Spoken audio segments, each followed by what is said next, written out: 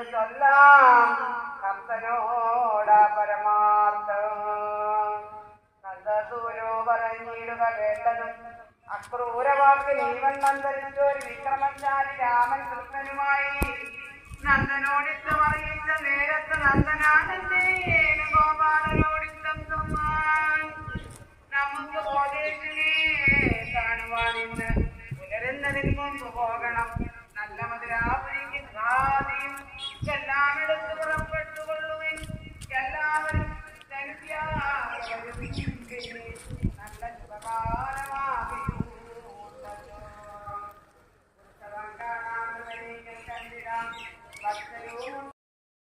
സംഘിപ്പിച്ച് ചിത്തം അതിങ്കലയിപ്പിച്ചു കണ്ടിച്ചു വ്യക്തമാക്കിയിടുമാനെന്തോരു കാരണം. ചിത്തത്തിൽ വേണ്ടാത്തതിനെ വേണ്ടിക്കുകയും ചിത്തത്തിൽ വേണ്ടതില്ലാതെ ശ്രമിക്കുകയും ചിത്തരണ്ടാവുക ലീലയോർത്തു